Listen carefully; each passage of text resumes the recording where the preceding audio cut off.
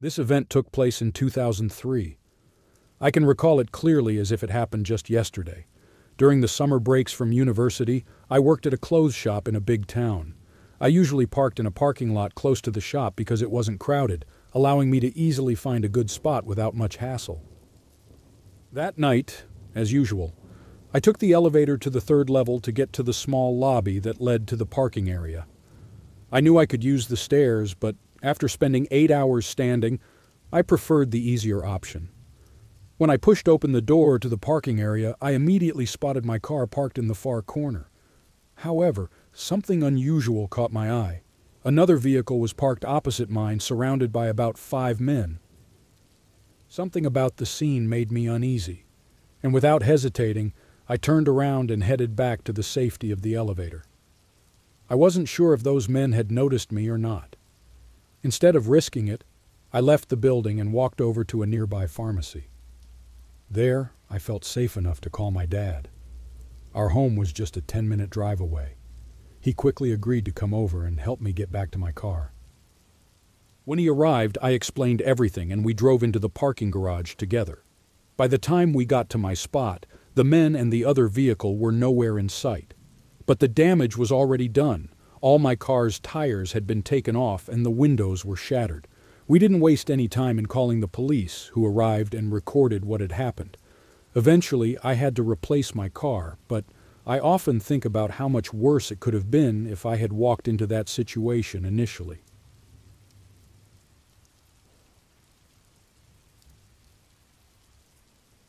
I've been driving big trucks for 9 years now, and during that time I've come across some wild sights that would make most people's heads spin. But as the saying goes, nothing really gets you ready for what's next. I learned this the hard way on a chilly evening in December. I had been on the road all day, traveling from Portland, Oregon to Spokane, Washington. It's a route I've taken countless times, and usually the hours just seem to pass without much notice. But that day, as my shift was nearing its end, I felt the weight of tiredness setting in.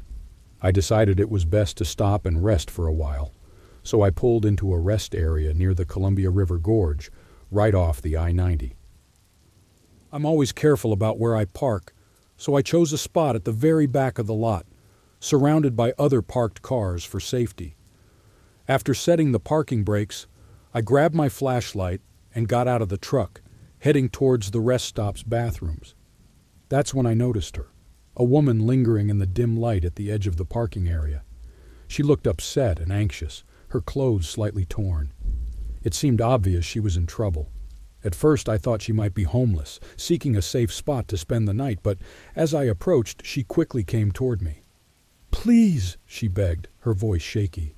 "I need your help. My husband just phoned me. He's having severe chest pains. We need to get to a hospital." The fear in her eyes chilled me to the bone. I paused, unsure, but her desperation was palpable, and I knew I couldn't just ignore her plight. With a hesitant nod, I agreed to help, and she climbed into the passenger seat of my truck. As we set off, I asked her a few more questions to try and understand her situation better. She told me her name was Anna, and her husband was named Mark. He was struggling to breathe and felt dizzy, she explained, and his condition was worsening rapidly. We didn't speak much after that. The urgency of the situation hung heavy in the air as I focused on the dark, twisting road ahead, driving as quickly as I could toward the nearest hospital. I had so many questions swirling in my mind, but that moment wasn't the right time for them. When we finally reached the hospital, I drove straight to the emergency room entrance. Before I could even speak, Anna was already running out the door and toward the entrance. I parked the truck and hurried to follow her. My heart was racing. As I got to the entrance, Anna had vanished. I looked everywhere in the lobby and down the hallways, but she was gone. I approached the woman at the reception desk, desperately asking if she'd seen where Anna went. She pointed me towards a room down the corridor. There I found Anna slumped on the floor, leaning against the wall, utterly defeated. Mark was gone. The room was silent, except for the quiet sobs that escaped from Anna. After a moment, I gathered myself and asked Anna what had happened. She was too overwhelmed by grief to respond. I suggested driving her back to the rest stop, but all she could whisper through her tears was, "No, I need to go home with Mark." It broke my heart to hear her say that, but I managed to convince her to let me take her back to the rest stop, even though she was in shock. On the drive back, I finally found the courage to ask her about what had happened before I arrived. Her story was heart-wrenching, but then she confessed something shocking. Between sobs, she told me, "We had a terrible fight earlier, and I put something in his drink." I was stunned, my mouth hanging open in disbelief. We drove the remaining distance in complete silence, the only sound being the steady hum of the truck's engine. When we arrived back at the rest stop, Anna got out of the truck and slowly walked back towards the darkness from which she had emerged. I sat there for a while, taking deep breaths to calm myself. Then I called the police. That night taught me a hard lesson. No matter how experienced you are, you can never fully predict what the future might bring.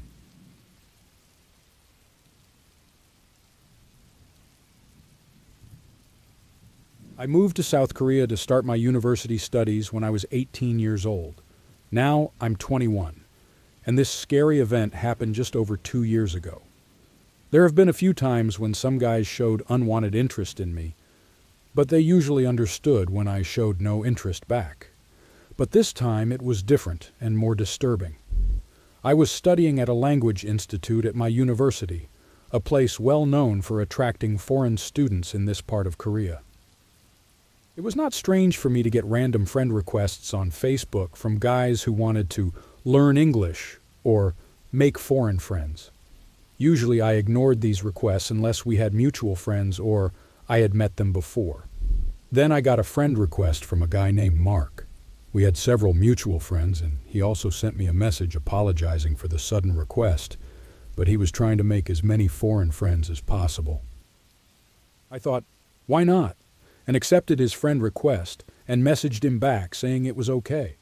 From his Facebook photos, Mark looked like a tough guy with a lot of piercings and tattoos. He said he was Japanese but had studied in Canada and spoke English well. He was also studying at my university. A few days later, he messaged me again and we chatted. It was just small talk at first, and he often suggested meeting for coffee or a movie, which I always declined. But then he began to get pushy and would turn any comment into an argument.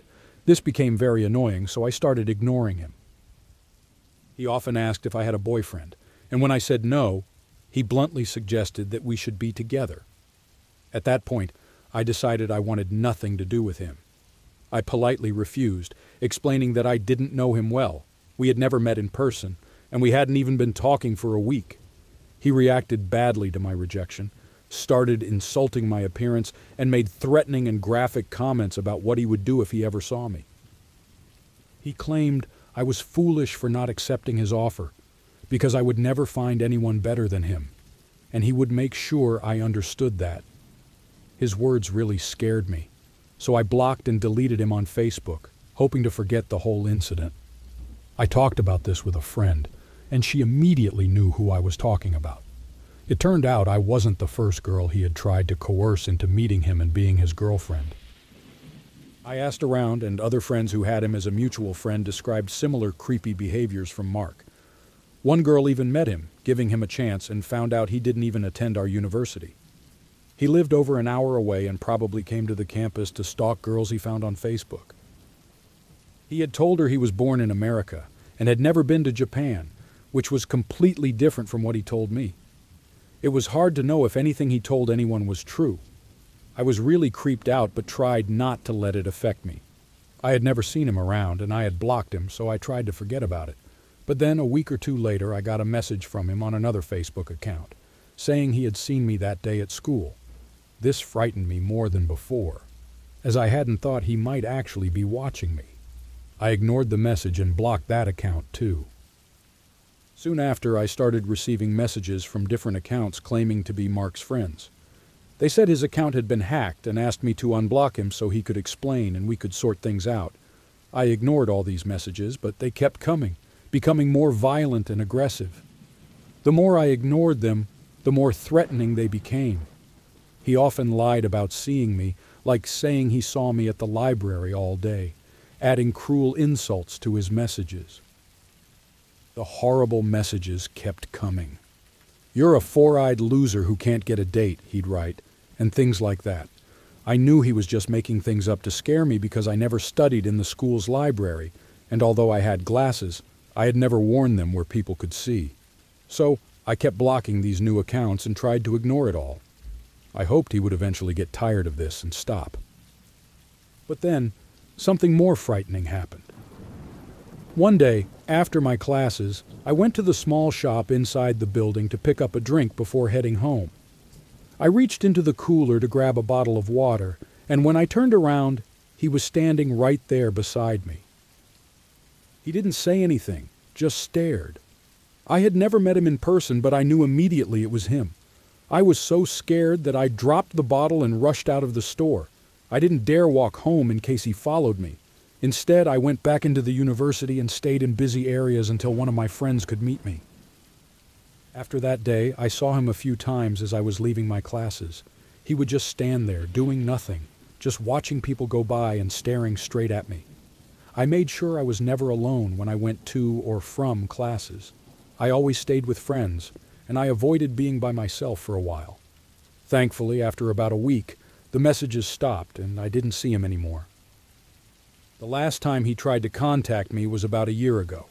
He messaged me from a new Facebook account asking if we could be friends again because he had changed and said it was all just a joke. Of course, I didn't respond. I just blocked the account and decided never to interact with him again.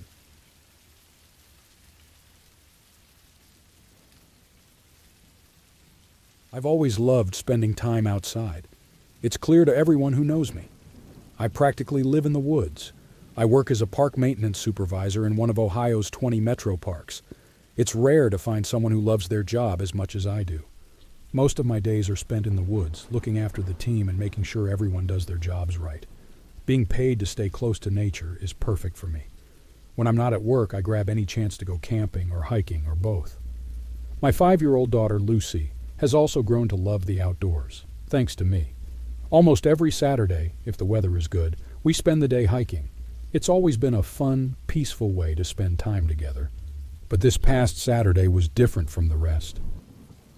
Lucy and I woke up early at 8 a.m. and dressed warmly in our hats, jackets, and gloves. The forecast predicted snow all day, so we layered up. I know most of the park well, but we like to create our own paths in the less-known, vast, wooded areas. That day we followed a familiar trail for a few miles, then decided to venture into an area we hadn't explored before. I always carry blue ribbons in my backpack to mark the trees every 20 yards so we wouldn't lose our way. By 11 a.m. we were deep into the woods. Lucy, despite her young age, could hike for 6 hours if she felt energetic. The heavy snowfall made everything peaceful as we walked and talked. The woods were so quiet, only our footsteps crunching in the snow could be heard. Around that time, we stopped for a water break. I brushed the snow off a log and spread out a blanket for us to sit on. We watched the snow fall quietly, almost getting lost in the beautiful scene. Suddenly a loud noise jolted us back to reality. We were stunned and exchanged puzzled looks as we tried to figure out what the sound was. Everything went silent for a few seconds. Then we heard it again, louder and clearer this time. It seemed to get much colder suddenly, but deep down, I knew what we heard. It was a woman's scream, full of terror. Lucy clung to me, frightened by the chilling sound. Although I was scared too, I tried to stay calm for her sake. Now, I know many of you might think it was just a wild animal making that noise, but I work with animals every day, and I know their sounds. This scream wasn't from any animal. I tried to keep my voice steady as I reassured my daughter, telling her it was probably just a fox. I was relieved when she suggested we head back, and I quickly agreed, feeling uneasy about the noise. As we turned around, I started to remove the blue ribbons from the trees to ensure we didn't get lost. For a few minutes all was quiet, and I began to relax a bit. I talked with my daughter to distract us both until we were jolted again by that same terrifying scream, now even closer than before. My heart raced as I realized the scream had followed the path we took earlier. The sound bounced around the hills, initially seeming to come from one direction, but it was now clear it came from ahead of us, right where we needed to go. Under normal circumstances in the park, I might have chosen a different route to our car, but we were deep in an uncharted part of the woods, with no familiar trails to follow. Our only choice was to keep backtracking along our ribbon markers. Despite my efforts to stay calm, fear crept in as I pondered why someone would be screaming like that. The scream sounded so close yet, even after we had moved several hundred feet, it felt like it hadn't changed in distance. This wasn't just any scream. It was a horrific scream of pain, becoming more frequent and intense as we approached. As we moved, I decided to call the police, sensing that something was terribly wrong. Unfortunately, my phone had no signal, typical for the deep valleys of the metro parks where service was notoriously spotty. It took a while before I found a spot with enough service to make the call. During the call, the screams were loud enough that the dispatcher could hear them over the phone. As we walked, the screams seemed to shift to our right, indicating we were finally moving past whoever or whatever was making the noise. Everything in me wanted to rush toward the screams to help, but I couldn't risk my daughter's safety, so we kept moving towards the safety of our car. When we reached the car, the police were already there waiting. I helped them pinpoint the area on a map where we heard the screams. Initially, they seemed suspicious of me, but after some questions, they realized I was just a concerned hiker. Since that day, I've been glued to the news, waiting for any report about the incident, but nothing has shown up. Part of me hopes it was just a cruel joke, but deep down, I fear it was real. The desperate cries of a woman in agonizing pain. Now all I can do is hope that she's all right.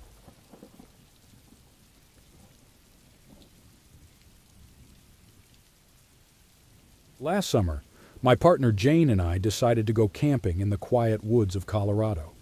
It was a peaceful evening, and we were just starting to cook our dinner on the grill when suddenly we heard desperate shouts for help.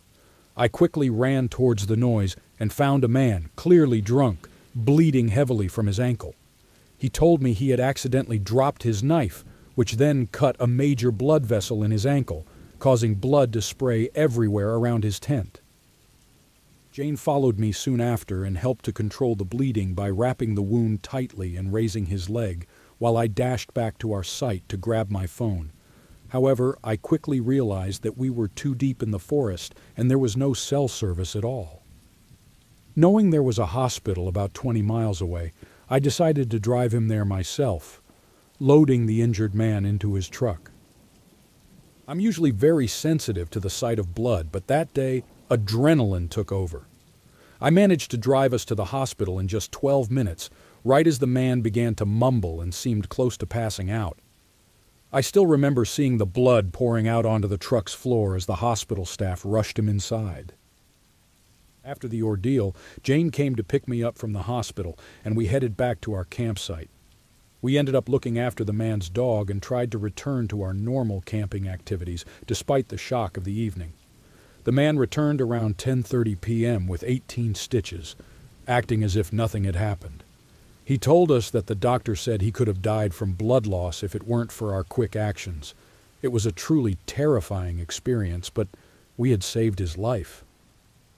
That night we all gathered around the campfire, sharing jokes and stories, trying to lighten the mood after such a frightening event. The darkness of the woods seemed deeper, and every sound was sharper. As we sat there, the memory of the evening's terror lingering in our minds.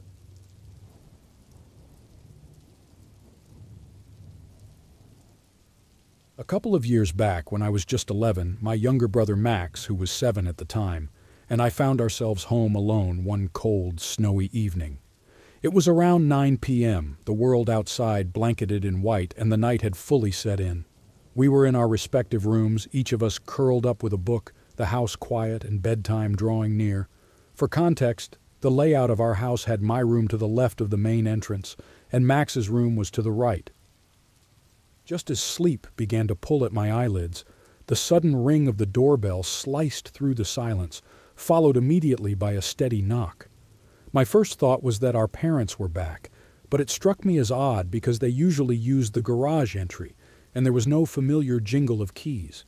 A flicker of fear crossed my mind, but curiosity got the better of me, and I left my bed to peek through the living room window, which offered a clear view of our driveway.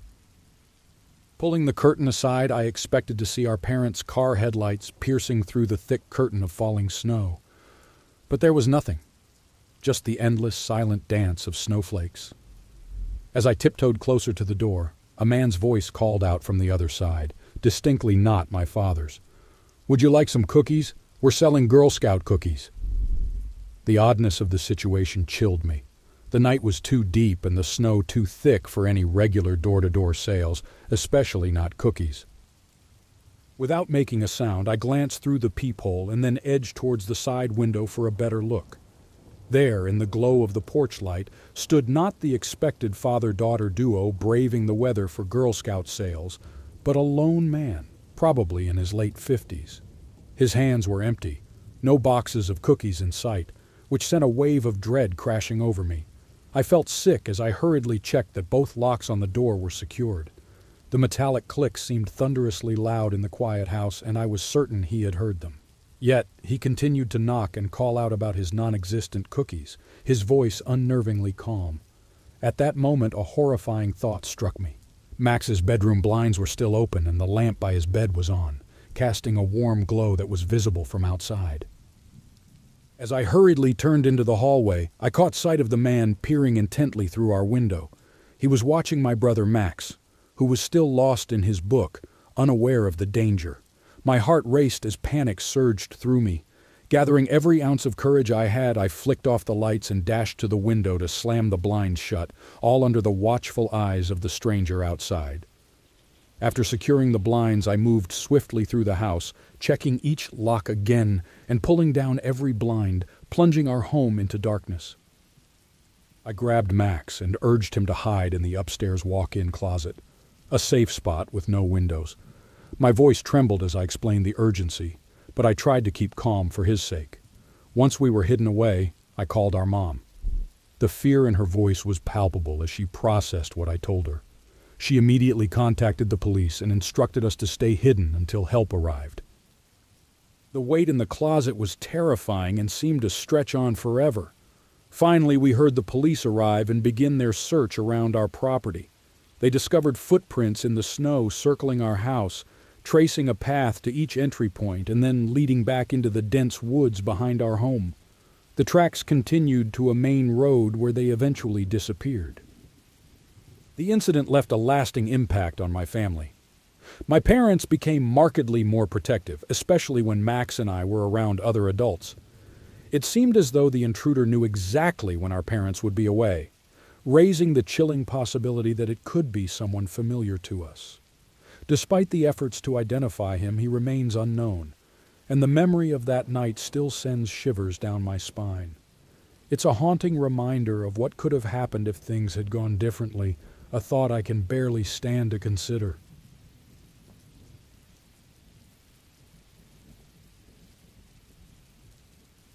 It was 2007. I had just moved to college, far away from where I grew up. Moving to college in a different state is like starting a new life from scratch. I didn't know anyone there. All my friends were still back home, and here I was, only 18, ready to start a whole new chapter of my life. Back then, in 2019, making friends was tough for many people. Social media was big, but it wasn't as overwhelming as it is today. Normally, I was the type to go out on most weekends and mix easily with others. Even now, I see myself as an extrovert, and I certainly was back then. I was always up to some mischief, partying every Friday night, which often got me in trouble with my parents. I guess they were worried about me, but also glad to have some peace and quiet without me around to stir up trouble. So, settling into college life went pretty smoothly for me. I made a bunch of new friends quickly and dove right back into the party scene, which was crazier than ever. It seemed to me that most college students were there just for the thrill and the parties. So, my story starts when I was invited to a party by some new friends. I had only known them for a month or two, but we all got along really well. The party was lively, with loud music and plenty of chatting. We were drinking, which I probably shouldn't have been doing at 18, but we were having a blast. Eventually, I decided it was time to head back because it was now 2 a.m. My dorm room was practically attached to the college, and I realized I was the only one from my group still at the party. Facing the reality of the situation, I decided to walk back alone at 1:30 a.m. This wasn't the best idea, especially since I was a bit drunk, which surely clouded my judgment. I never should have walked home alone that night. Long story short, I said my goodbyes, closed the door behind me, and started my walk. The weather was chilly but dry, so I had my jacket on, which I brought knowing I'd likely need it for the walk back. However, I hadn't planned on making the trip alone since my roommates had left the party earlier around midnight. That was the problem. As soon as I stepped outside, it hit me. It was 1:30 a.m. Many of the streetlights were out, and I found myself in a sketchy part of town. At this point, I had made it about halfway to my dorm room. The streets were noisy with arguments and other strange sounds. Being a bit drunk, my mind was racing with all sorts of thoughts. As I continued walking, things started to get worse. Near an intersection that I needed to cross to reach my dorm, I noticed a car creeping up behind me. Even in my tipsy state, something felt off. Normally, you tune out the background noise, like the hum of traffic or people walking by. But this time, my instincts screamed danger. The car was inching along at about 3 miles per hour just behind me. It didn't pass me, but kept pace with me, moving no faster than I was walking. I started to get really scared. It felt like I had suddenly switched from having a fun night to facing a life-threatening situation. Turning my head, I saw 4 men in the car staring straight at me. I froze, my body wouldn't move, my breathing got heavy, and my heart pounded so hard I feared it might stop. The car then drove about 20 meters ahead, made a U-turn, and stopped right before the intersection, facing me with their headlights on full blast. I quickly realized I had few options. Running seemed pointless. 4 men and a car would easily catch me. Screaming for help might not work either, given the late hour. Just as one of the men started to step out of the car, something incredible happened. To my right, a door opened to a building that housed a shop below and flats above. A man was taking out the trash. Desperate, I grabbed his hand, screaming and crying.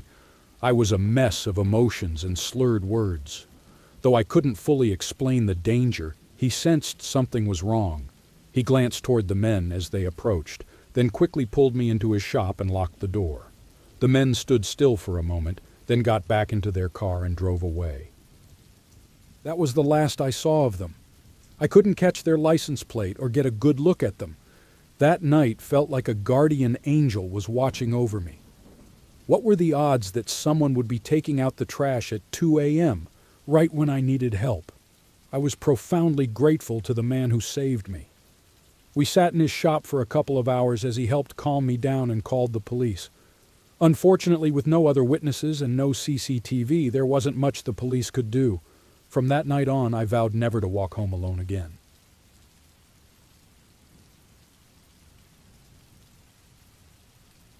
I'm 23 now and own a car, but back when I was around 19, I didn't know how to drive and always took the bus. One afternoon, I planned to catch up with a friend at the big mall cinema to watch a movie that was playing only there. The journey from my place was quite long and involved switching buses 3 times, each leg taking about 25 minutes and a 45-minute wait in between. That day seemed just like any other, with me lost in my music and trying not to stare at other passengers.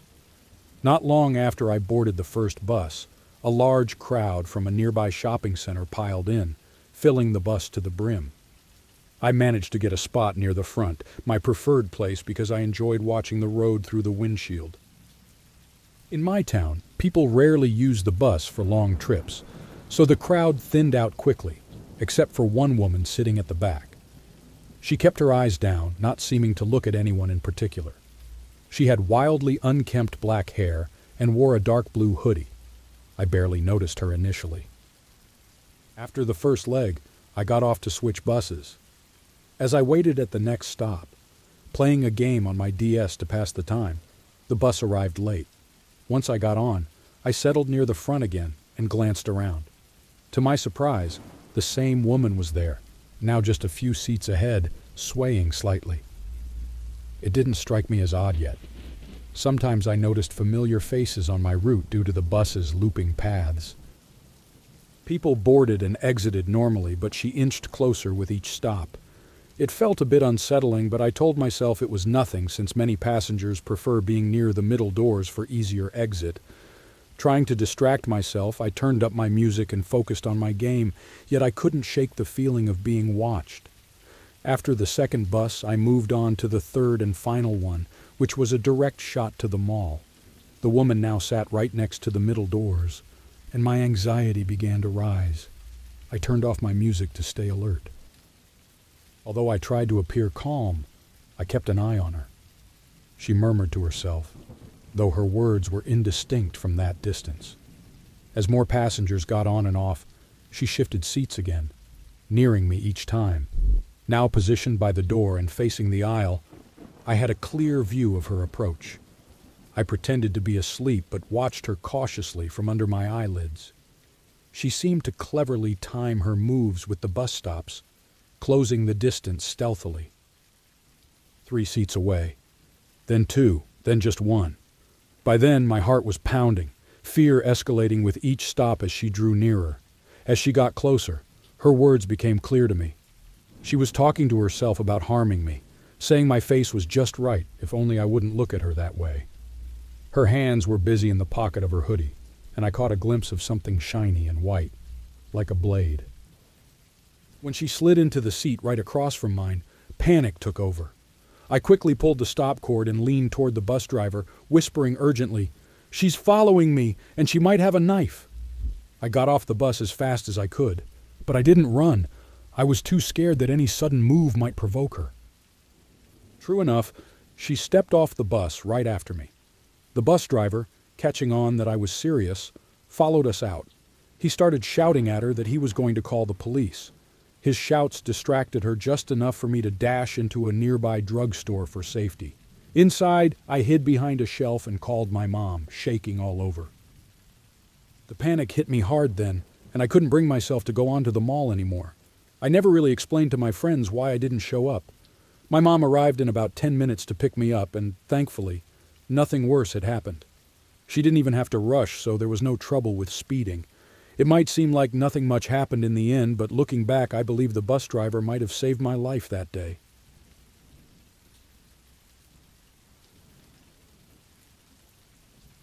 Okay, so here's some background before I dive into my story. I'm a tall guy, 6'7", and living in Canada.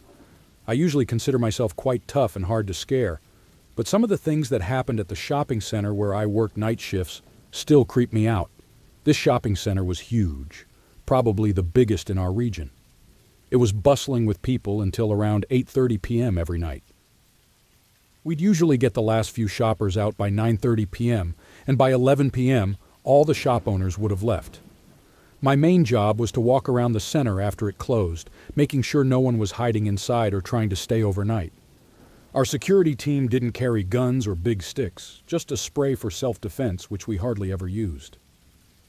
Sometimes we'd find thieves lurking around after hours trying to break into the shops. Usually they got scared off easily by our security team, which included a few pretty intimidating guys like me. But one night things took a strange turn. Around 2 a.m. I was sitting in the middle of the nearly dark food court, eating a sandwich under the only skylight that let some light in.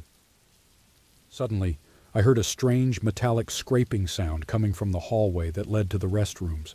It made me feel uneasy right away, and I quickly turned on my flashlight. Slowly, I walked down the hallway, the beam from my flashlight reaching out in front of me. The scraping noise grew louder as I approached the end of the hallway where the restrooms were. I could hear the noise clearly coming from the women's restroom now. Cautiously, I touched the door handle, cracked open the door slightly, and the noise was right there, loud and confusing. I shouted, "Hey, who's in there?" The noise stopped suddenly. I stood still, listening closely through the tiny opening. I swear I could hear someone breathing, a low male breath. I held the door closed, my hand still on the handle, and reached for my radio. "This is 1-3.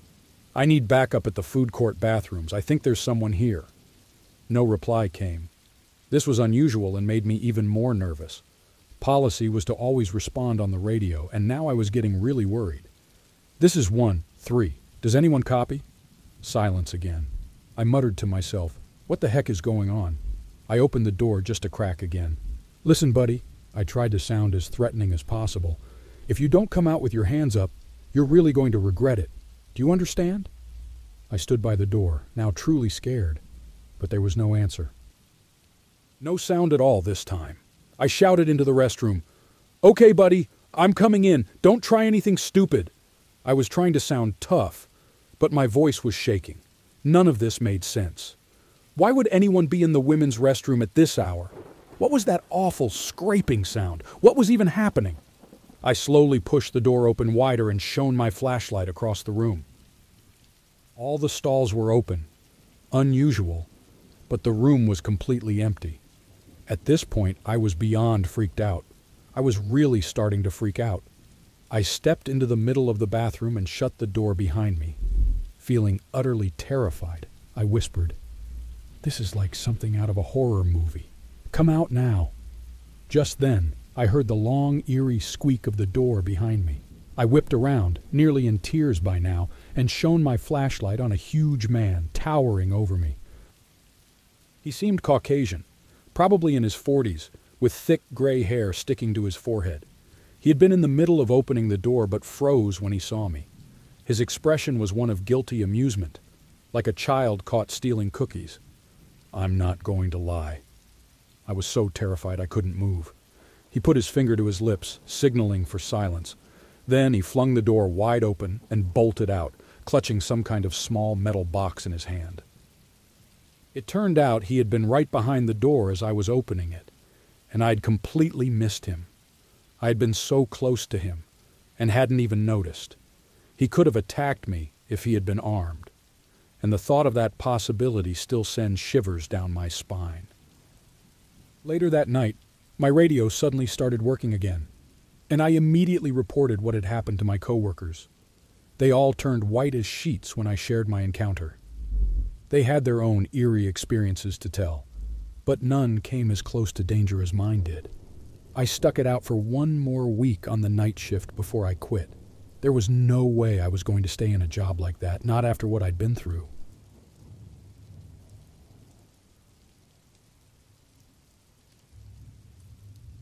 My grandparents' house, nestled deep in the countryside, has been broken into 3 times over the past 30 years. They live far from others, making their home an easy target for those with bad intentions. Their home is at the end of a long, winding dirt road that runs for at least 25 miles, surrounded by vast empty spaces and a few scattered houses. Driving there, you'd see nothing but endless fields of corn stretching as far as the eye can see. As a kid, I loved spending nights there, usually 2 or 3 times a week.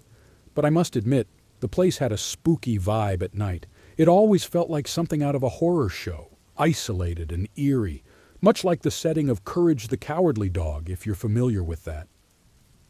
The isolation made it feel even more desolate at night, especially when I was there alone.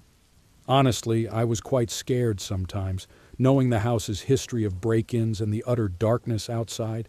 It was terrifying. At 17, you'd think I'd be over my childhood fears, but that place could make anyone feel a chill down their spine. Stepping outside there at night was like stepping into an abyss. The darkness was complete, broken only by a faint light from my grandpa's old barn that barely cut through the night and seemed only to make things creepier. Back then, I smoked weed, a lot. Out of respect for my grandparents, I'd always go outside to smoke. They would have been disappointed to know I was smoking, so I never did it inside their house. It was about 6 p.m., and I was having my first smoke of the day. I stood on the porch, enjoying the sunset as I took a hit from my bowl, savoring the last light of day. After getting quite high, I headed back inside, grabbed some snacks, set up my Xbox, and played Halo with my friends online for a few hours. When my friends logged off, I found myself bored and alone, which I didn't enjoy. So I decided to smoke again, stepping out into the pitch-black night. Time had flown by without me noticing. Despite my reluctance to be at my grandparents' place alone at night, I faced it head on. This time I stayed close to the garage door, barely a step or two away as I smoked. I was about to take another hit when my girlfriend texted me.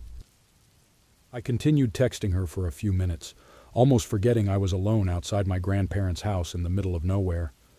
After my last few puffs, I went back inside to put away my smoking gear, which helps hide the smell in my backpack. Just as I was about to enter the house, I heard rustling in the bushes to my left near the edge of the woods. It scared me so much that I dashed inside immediately. I tried to calm myself down, convincing myself it was just my imagination or maybe a small animal. After all, my grandparents' property spans over 3 acres, mostly forested, so it wouldn't be unusual for a deer or a rabbit to be nearby. Rushing through the garage that connects to the house, I made sure to lock both doors behind me. As I walked through the kitchen toward the living room, I heard a tapping noise on the window. Peeking through the blinds, my heart nearly stopped. There was a man dressed entirely in a black suit that covered him from head to toe, standing in the yard about 15 feet from the house, staring right at me. He didn't move at first, but then suddenly he started sprinting toward the house. Panicking, I grabbed the phone and a kitchen knife, the closest things I could defend myself with.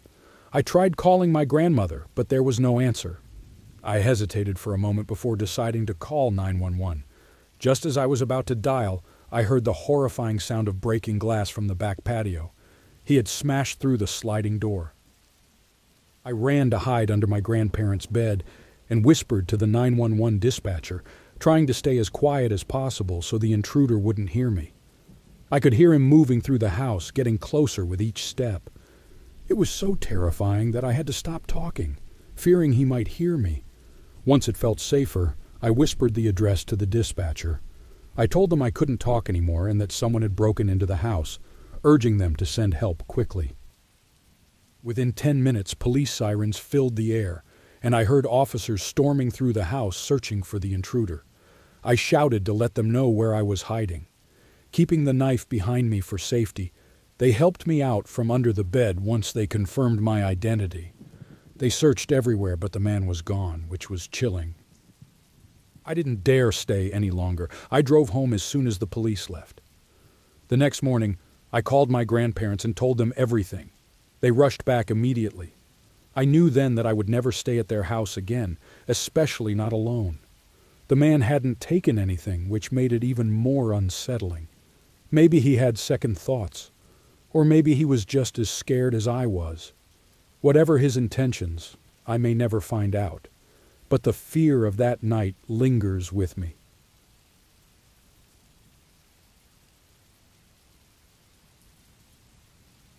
I had just wrapped up my first year at university. I'm a girl, and I mainly use Snapchat to talk with my pals. One afternoon, I got an alert that a guy named Alex had added me on Snapchat. I went ahead and added him back. His Snap score was 52,000, which made me think he was a genuine person. His username was Alex, followed by some numbers I can't quite recall. Curious, I sent him a picture of just the top of my head and messaged, "Who are you?" He replied within a minute. His message, set against a pitch-black background, read, "I found you in Quick Ad and decided to connect." I didn't message him back after that, and I didn't bother deleting him either.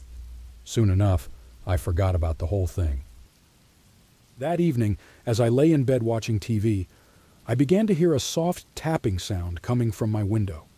I turned off the TV to listen more closely, and sure enough, the tapping continued. My window was partly hidden by 2 big bushes, making it hard to see anything but leaves and shadows in the dark. Then suddenly a hand appeared and tapped on the window a few times. Scared, I rushed to get my dad, who was still up watching TV in the living room. He went outside to check, but came back after a few minutes saying there was no one there. I returned to my room and tried to sleep, though it took me a long time to calm down. Eventually the tapping stopped and I managed to fall asleep. The next morning I woke up and immediately checked my phone. There was a snap from Alex. It was a photo of my house with a chilling message. "Why didn't you open your window for me last night?" I tried to reply, but discovered he had already removed me, I thought about contacting the police, but all I had was his username, and I wasn't sure they could do anything with just that. Later that night, as I was trying to relax before sleep, the tapping started again. This time, instead of running to my dad, I quickly texted him. The tapping went on for another minute, then suddenly stopped when I heard some noise outside and my dad shouting. I called the police immediately. They arrived within minutes and found my dad grappling with a man outside my window. The man, who was in his 30s, was arrested right there. Since that night, I've turned off my Snap Maps and I no longer add people unless I know them personally. The fear of that tapping sound still haunts me, and I am much more cautious about who I let into my digital circle.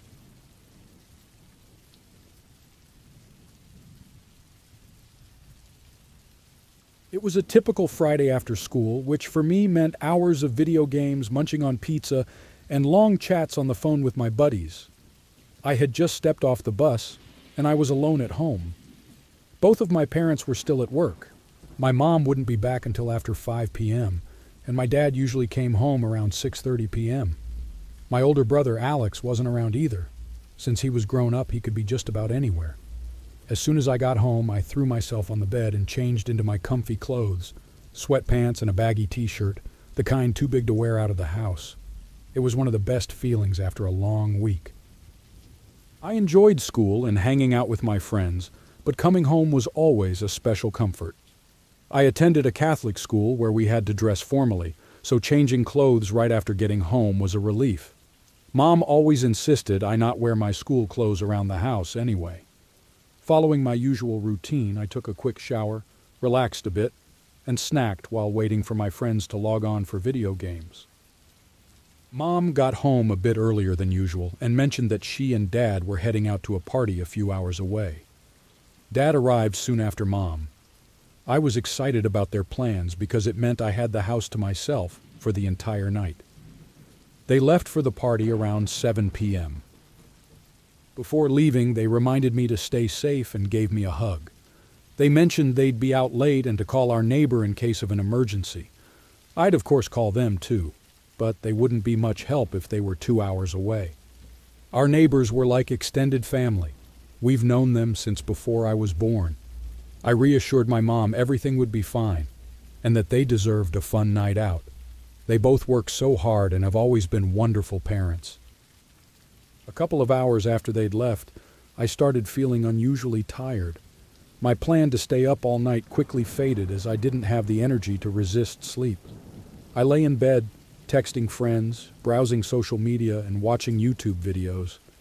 Suddenly, I heard a car outside. I sprang out of bed, thinking it was my parents returning early. Peering through the blinds, I rubbed my eyes. The car pulling into our driveway was completely unfamiliar. As soon as the car's headlights flashed at me, I quickly turned my head away from the window. Who could possibly be at my house at this hour? I tried calling my mom, but she didn't answer. At first, I thought maybe my parents had someone drive them home because they drank too much, even though they rarely drink. I peeked out the blinds just enough to see outside without being seen. Seconds later, the car roared its engine, reversed out of the driveway, and sped away down our street. We live on a secluded road in a tiny neighborhood with only 3 streets and about 8 or 9 houses on mine. Our house is almost at the end of the street, right before it dead ends. I wondered if they were just confused, maybe drunk or high and trying to find their way. But I was wrong. They knew exactly what they were doing, and they were not lost. I figured this out 20 minutes later. The car headed towards the dead end of our street, where a dark, wooded trail began. From my window, I couldn't see all the way to the trail, and I certainly wasn't going outside to check. Sometimes people turn into your driveway by mistake, needing to reorient themselves or turn around.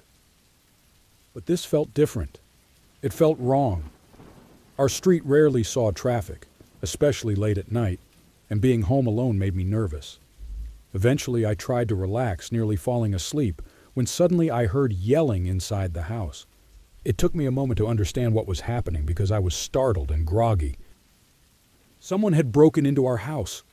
I leaped out of bed faster than I thought possible. I could hear my heartbeat in my ears. That's how scared I was. I knew I had to move quickly. My only choice was to run.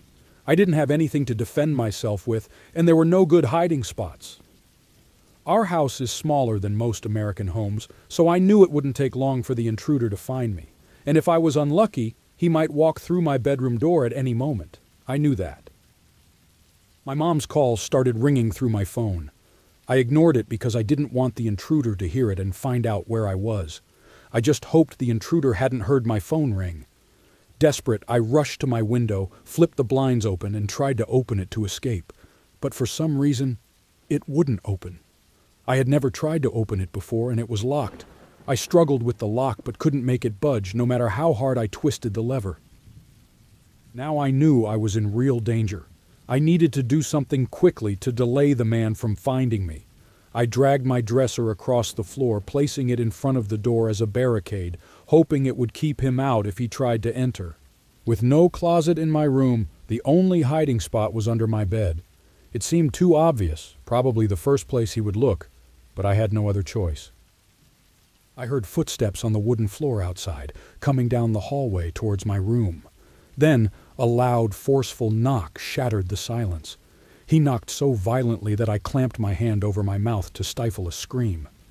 Next, he started fiddling with the door handle, trying to get in, but the dresser held the door closed. Then he spoke, his voice chillingly calm. "Hey, I know you're in there. Why don't you make this easier and let me in?" Hiding under the bed, I quickly grabbed my phone and dialed the police. Fortunately, an officer was nearby and arrived within minutes. Those minutes, however, felt like an eternity. The man kept yelling, demanding I open the door. The first police officer entered the house, announcing his presence loudly. Thanks to the intruder leaving the front door open, the officer could get in easily. Soon after, 3 more officers arrived, each entering just minutes apart. They called out as they entered, making their presence known. They found the man at my bedroom door, and an officer ordered him to the ground. The man charged at the officer, who then had no choice but to shoot him. The man was rushed to the hospital, and I gave my statement to the police. I called my mom, and my parents hurried back home. The man survived the gunshot and is now in jail, awaiting his trial. My mom hired the best lawyer to ensure we would win in court. Nowadays, I hate being home alone. After what happened, it's easy to see why.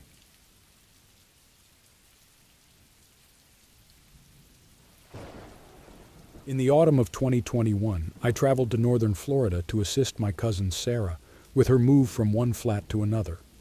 After relocating all her belongings, I decided to extend my stay for a few days to explore and enjoy the pleasant climate. Sarah's new flat was larger than her old one, prompting her to look for additional furniture on Craigslist. I helped her search and soon found a charming small table that seemed perfect for her space. It was a real bargain. I showed it to Sarah, who really liked it.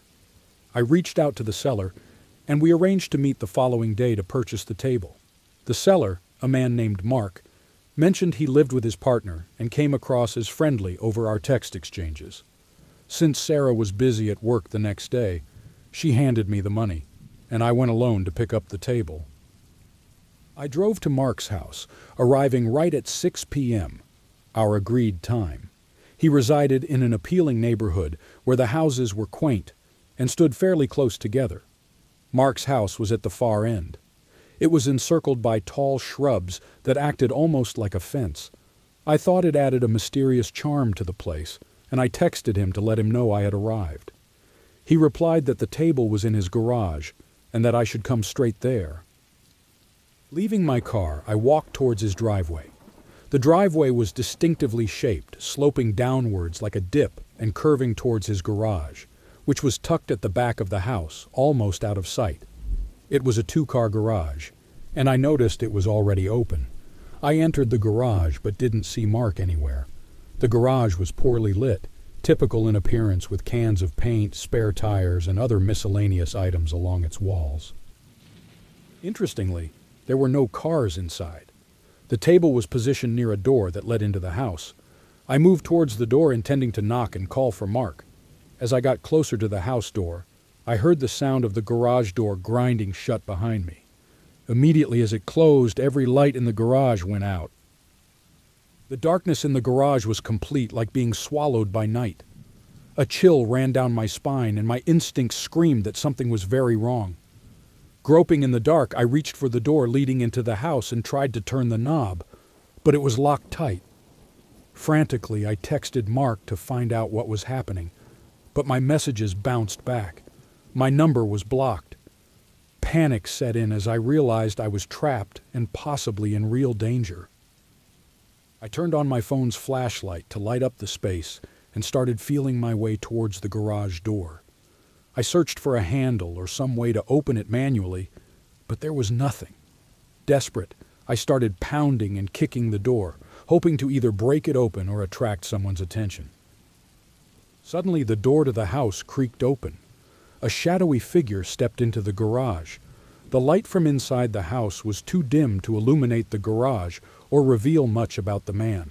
He closed the door behind him, and the sound of his slow, deliberate footsteps filled the space. I pointed my flashlight in his direction, but he was still too far away to see clearly. The footsteps continued, moving around the perimeter of the garage. Panicking, I glanced around and noticed another door, partially hidden behind a stack of wooden boards. I shoved the boards aside, throwing one towards the figure. It clattered to the ground, missing him. I rushed to the door, turned the handle, and to my relief, it swung open. I bolted outside, sprinted down the driveway to my car, and drove off as fast as I could, dialing the police as I went. The police arrived shortly after, and I led them back to the house, but Mark, or whoever he was, had disappeared. I later found out that the real owner of the house was away, and someone had broken in to use it for the fake Craigslist ad. I shudder to think what might have happened if I hadn't escaped from that garage. I'm just grateful I managed to get out when I did.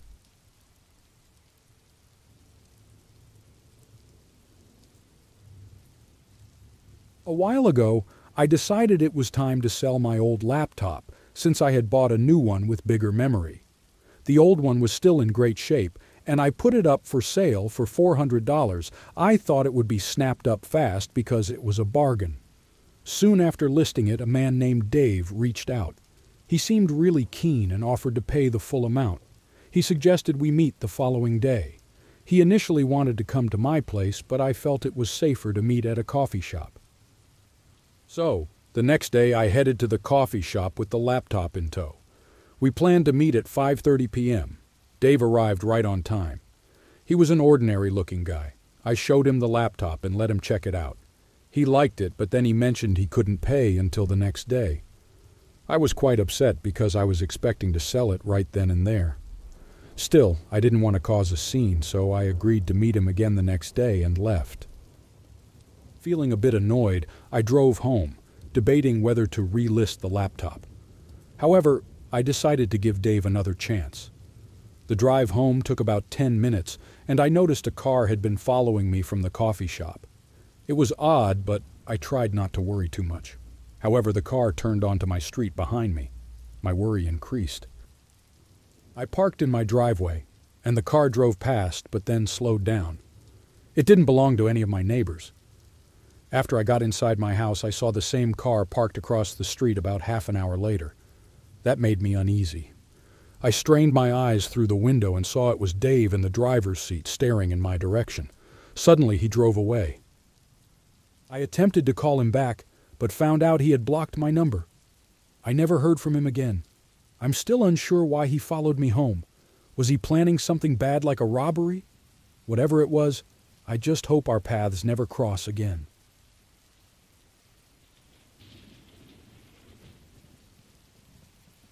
I once had a job at Domino's back when I was 18, a couple of years ago. One evening, I was out on my delivery rounds, and I finally reached the last address for the day. I was eager to finish up since it was getting late, and I had to be up early for school the next morning. The house wasn't too far from the town center, about a few miles away, and roughly 7 miles from the Domino's where I worked. But the place where I was delivering felt really remote, almost like it was in the middle of nowhere. As soon as I turned into the driveway, a chill ran down my spine. I felt this heavy, uneasy feeling in my chest, too. I just remember it being really uncomfortable.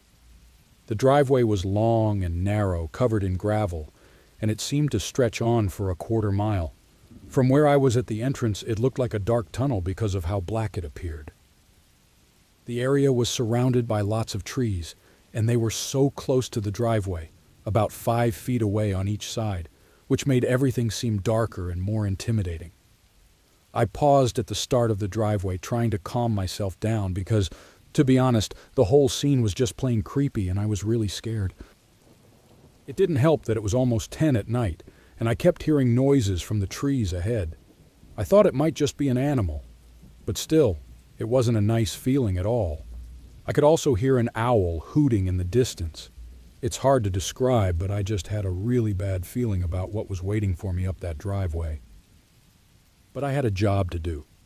I had to deliver that pizza. There was no way around it. If I went back to my boss with the pizza undelivered and he found out I chickened out because I was frightened, he would definitely have fired me. So I told myself that I was just being paranoid and that everything would be all right. All I had to do was leave the pizza on the porch since the customer had already paid for it online, tip included. As I slowly drove down the driveway and neared the house, I noticed a man sitting on the front porch, smoking a cigarette. The only light was from the porch, shining directly above him. He took one last drag of his cigarette and started walking toward me. While I was getting his food and drinks together, he reached my car just as I stepped out. "Hello, sir. How are you? I got here as fast as I could," I said. The man just stared at me, much longer than necessary, with an annoyed expression. He asked me why I had waited at the end of his driveway for 5 minutes, which threw me off as I stumbled over my words. Now standing right in front of me, he snatched the pizza from my hands and complained that it was cold. I was puzzled about how he knew I'd been sitting at the driveway's end since he couldn't have seen me from the porch. Thinking about it later, I guessed he might have heard me or maybe he had cameras around his property. But in that moment, I just reacted. I didn't want to make the customer angrier. I just wanted to leave. I denied knowing what he was talking about. His face grew more upset when I said that, and he snapped that he hated liars. Then I noticed someone else coming out from inside the house toward us, and 2 more appeared from behind the house, heading our way. My heart raced, and I felt a surge of adrenaline. Fight or flight kicked in. I knew something bad was about to happen if I didn't escape. I quickly set down the remaining food and drinks and ran to my car to drive off fast. But just as I opened the door, one of the men grabbed me, slamming my head against the car window. I fell to the ground. The man then forced me to hand over my wallet and phone. They warned me to leave and threatened that if I told anyone, like the police, they would find me and my family since they had my ID. Thankfully, I only had about $70 in my wallet. Most of my money was in my bank, so as soon as I reached home, I borrowed my girlfriend's phone. I immediately called the 24/7 hotline to cancel all my cards and report them stolen. That stopped them from accessing my money. I got a new ID and things settled down. If you're reading this and you drive for deliveries, especially at night, please be careful and always trust your instincts. It could truly save your life.